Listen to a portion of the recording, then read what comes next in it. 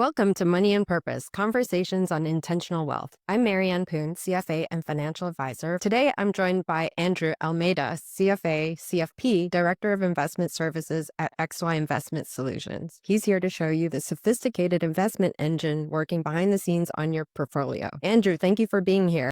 Thanks for having me, Marianne. I've been waiting to have this conversation on the front line, so thank you. Yay, we're happy to have you. Can you walk me through your team, how you work together with advisors? Absolutely. So the name of our group is XY Planning Network. We've grown to a place now where we have a corporate RIA offering. What that means is that advisors like Marianne will join our team under our RIA umbrella. Instead of doing everything on their own, access the larger pool of resources that we have here for them. And that includes trading, operations, compliance, and investment and portfolio management. So my team oversees the investment and portfolio management of accounts. The team breaks down into four main sections: relationship management, understanding Marianne's business, how she manages investments; research and portfolio management, that is the research of the underlying investments that she'll hold for client accounts, being up to date on what's happening in those positions, those holdings, and those strategies; trading,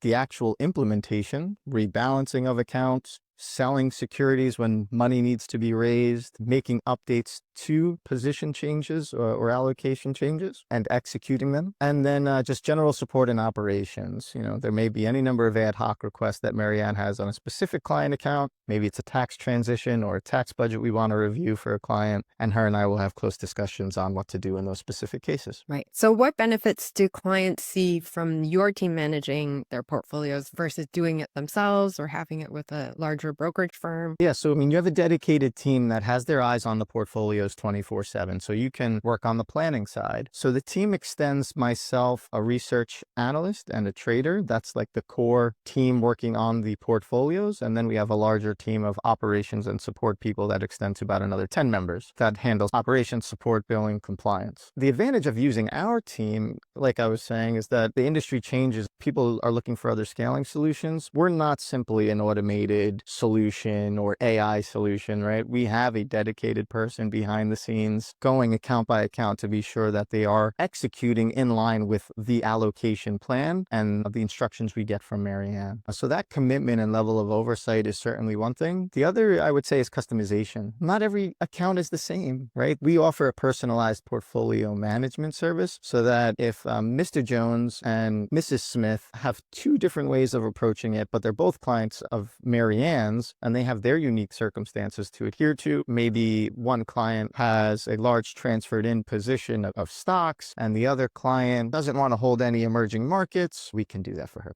Yay, I love that. And we've had so many customizations, right? So far, anything from let's add some gold and some crypto, for example, or managing a portfolio that's in probate and what's the best short-term instruments for that. Or we have clients who have different accounts in like a Roth or a regular IRA and what is the best distribution of assets amongst those, or a glide path. Can you walk us through some maybe examples of other customizations? Yeah, so the level of customization extends pretty far and wide. And thankfully, from our perspective, we're leveraging technology to maybe automate processes or automate some logic to get us to a place of execution. And there's still being a human actually executing. But it's allowed us to scale up things that are otherwise take more time from a customization standpoint. We can do readily, easily for you. So some of those things might include specific tax budgets, unique client holdings and circumstances, individual fixed income, not something you see a lot of shops doing anymore, but if you wanted to hold individual municipal bonds, individual corporate bonds, build out a bond ladder, we'll do that for you. Alternative investments. Marianne brought up alternative assets like crypto or private equity or private real estate. One of the benefits of our team is having a dedicated group of CFAs on the team who are going to go out and do the research, spend the time speaking to managers, evaluating their businesses from a compliance and due diligence and disaster recovery and processes standpoint to make sure that any alternative manager who you may want to use for portfolios has been thoroughly vetted. Some customizations aren't investment related. They're actually just more process related. They might be things like, you may have a client who works for Apple and they don't want to own any Apple stock. Or you may have a client who works for the government and they need trade approvals sent to them before execution, right? And it's just, when you're not working with an automated service, but a personalized service, we can capture any of those kind of one-off things. Yeah. So taxes are huge. You mentioned that. Can you talk a little bit about tax loss harvesting, how you can set up customized bandwidth, and how that can really make a difference in people's wealth? Yeah, tax drag is certainly one of the biggest detractors from portfolio performance. If you're not being efficient with asset location, that could be an issue within portfolios. So we have the asset allocation, the mix of equities and bonds that we'll put in portfolios, but then the asset location. We may prefer to hold more tax efficient securities in an IRA account versus a traditional account, right? And placing the right securities in each account to be tax efficient. On your taxable accounts, there's another level of managing to, how much gains any individual client may be willing to accept by the end of the year. Mr. Jones may be willing to pay more in taxes at the end of the year than Mrs. Smith. They're two different clients. They have two different investment account values. So they may require different tax budgets. And we can apply those on an individual account level, meaning maybe Mr. Jones is okay with taking $50,000 in gains a year, and Mrs. Smith only wants to take $2,000 in gains a year, or vice versa. We could always manage accounts to those parameters so that we're not hitting your clients with a surprise tax implication at the end of the year. I mean, that's really what it boils down to, helping them avoid. It's so great to be able to coordinate the investment trades and incorporate tax planning with that as well. I talked about having some concentrated stock positions. So there's now these like exchange funds. Can you talk a little bit more about that and how they work? I'll actually finish off with one more thought on tax, because a lot of the times this comes up in unique client circumstances where there's a more nuanced, what I would call transition period or transition analysis that we'll do for an advisor to help them get from maybe their current holdings to the models that you have decided is the right allocation approach for them to invest. And that may require some trades that would incur taxable gains. We're very thoughtful in that analysis of doing it to the tax budget to say that, we can transition the portfolio, but not breach the budget or spread the budget out over a number of years. Sometimes when these complex portfolios come in, often they may have a concentrated position. Someone worked at Apple, they have a ton of Apple stock, it has a ton of embedded gains, and we want to get them to the model allocation. Well, we could be even more thoughtful now because we might like Apple and maybe we wouldn't want to sell it to go to the model, not just for the reasons of the taxable issues, which there are sufficiently embedded gains that we're trying to avoid, but we feel comfortable holding it as a position. So why not use it as an equivalent, is what we would typically call that in terms of what we're marking an Apple position as an equivalent for what you would use otherwise, maybe a large cap ETF. And then we could build the portfolio. Instead of using the large cap ETF, we could use Apple and build the rest of the portfolio around it so as to not need to take the gains, get the large cap exposure, consider it in our framework, and manage to the client the risk parameters of the rest of the client's investments around this concentrated holding, which could look like a pain, but really shouldn't be too much for them to suffer through. Essentially, I like to think of it as we can look at your holdings inclusive of what we're trying to do and build around them. Right.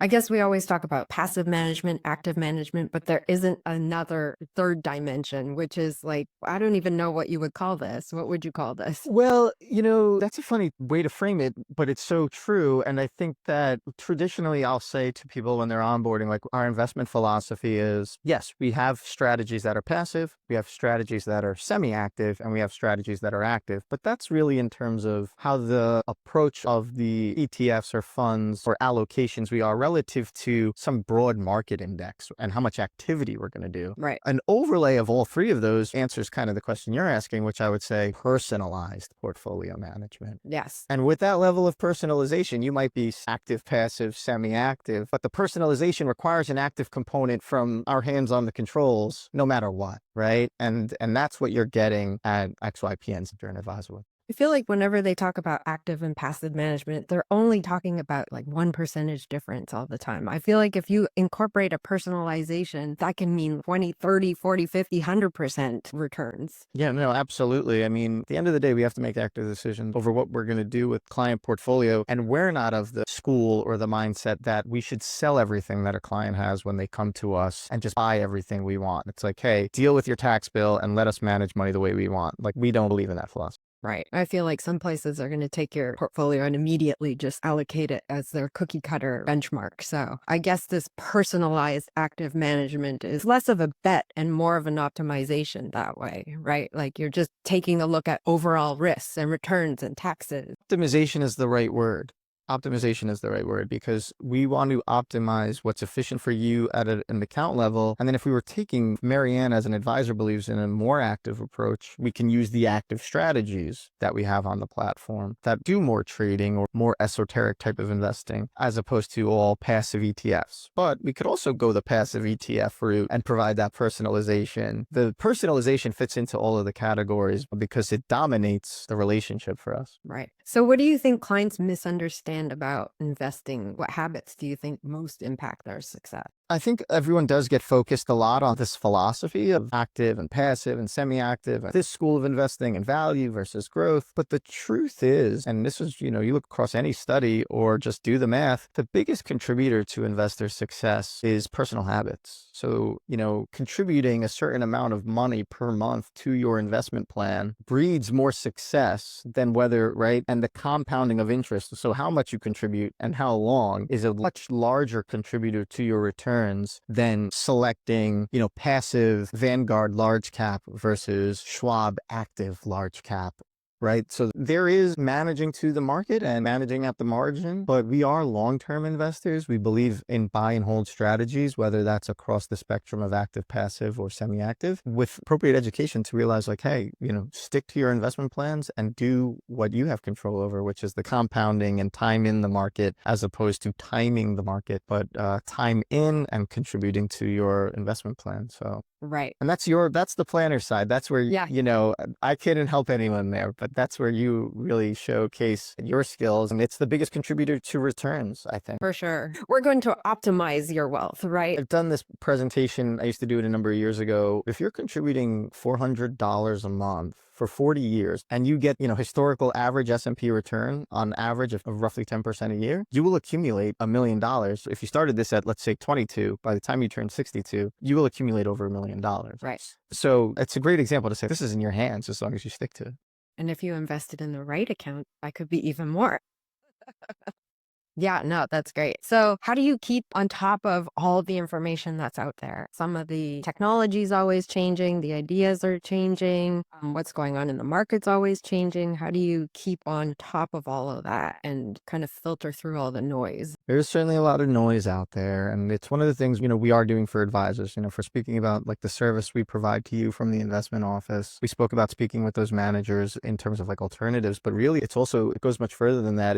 It's aggregating all the economic data. Our team is constantly aggregating not just the economic data, but the points of views from everyone else on the street. So I get regular data from JP Morgan, from BlackRock, from Vanguard, from Wells Fargo, from Bank of America, from Goldman Sachs, like vetting through what the best minds in the business are thinking so that for advisors like you, we're giving them an educated view on the market as opposed to just like, yes, we have our core models with our best ideas, but we want advisors to have a selection of options that suit their business appropriately. Filtering through the news these days, it is difficult and the landscape is always changing. We talked about contributions as a big component of your return, but that landscape of how you invest importance-wise, the closer you get to retirement, the more important it gets for you to start managing the risk of your portfolio in lockstep and key with what's happening in the marketplace in the world. So like in the world today, yeah, there's a lot of geopolitical news, there's a lot of geopolitical risk, and there's a stock market which we've traditionally accepted a passive investment approach to. If we think about like the last 10 years of like thought leadership in the investment advisory industry, that passive approach has now put you in a position to be concentrated. Owning the passive S&P 500 means you're concentrated in the Mag 7, which, the top 7, you're concentrated 40% of your portfolio in 7 stocks. So if we're not following that landscape of saying, you know what, this is a little bit different today, but how do we build portfolios around this? Then we're just not doing our job. Like we need to stay on top of these things on a regular basis as they evolve.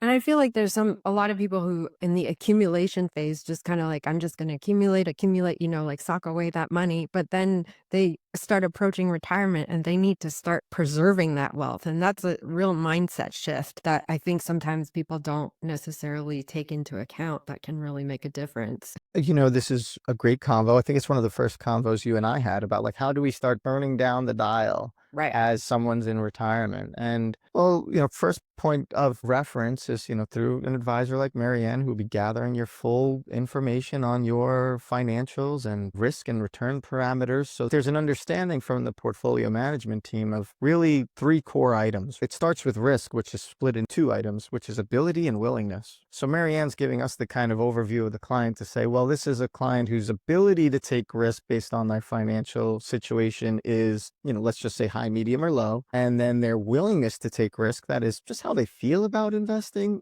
high, medium, or low. So let's say that this person is, I don't know, low risk, but then also where they are in their investment journey, generally their age and their goals to where they want to get to retirement, and then how that risk assessment compares to the returns that they would need if they want to hit this retirement goal, which might be, I don't know, X amount of dollars in total portfolio value, which I know if I take a safer approach at retirement, I could live off of the income. Or maybe for someone else, that risk return metric is different because at retirement, they're sitting on a different amount of money that they want to leave behind to their grandchildren. And maybe the first person didn't. They might be the same age. They might be in the same profile. They might even make the same amount of money, but those are 2 different objectives of portfolio. And it's that assessment that helps us really start to boil down, okay, this is what we're going to do for this client, together with you, because we couldn't, it's incomplete information. Like that's where we come together. Yeah. So like, for example, like a target date fund just kind of assumes everybody wants to ratchet down their risk. Right. And that's not always the best, the most optimal way to do it for most people. Like you said, what if, they have like a Roth that they're just planning on giving to their nephew or something, and that's gonna, right? And they don't need to manage that conservatively. In fact, the more aggressive they are with that, the better. If someone young is going to inherit it. Exactly. No, that's spot on. And there's more reasons than just inheritance sometimes. It could be divorce. It could, splitting of assets. It could be certain trusts which are set up for certain purposes. There could be charitable giving needs. There's a number of reasons why someone's portfolio might look different, even at a larger age, at a younger or older age that you might traditionally think should be more or less risky, but they do have their unique circumstances. Inheritance is a big one. So I feel like there should be there's risk return, and then we need like a third dimension, like situation. Yeah. But we capture all that information generally through, an investment policy statement, that, Marianne and her client would say, this is the plan. And then that plan gets passed to us. Right. Is there anything else you want to add that we haven't talked about? Anything topical on your mind? I think it's important for people maybe to understand the process a little bit about like, yeah, that would be great.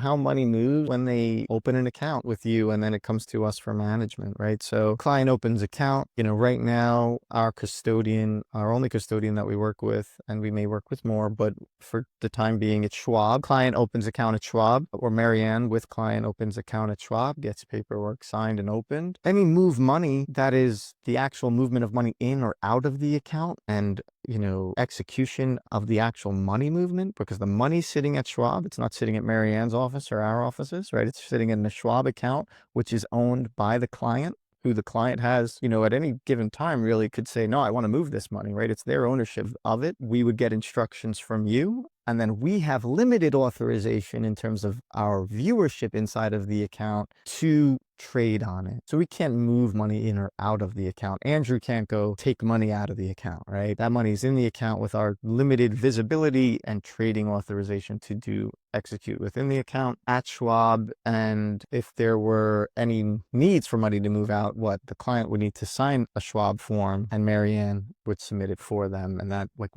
we could help facilitate it to Schwab, but really we're removed from that process for the right reasons. And those functions, custodian custodian, advisor, manager are all separated, for the benefit of a client feeling that their money's in a safe place. Right. There are a lot of digital forms, but they're there for a reason, is to, put safeguards up so that we can't just be like cowboys in the wild, wild west.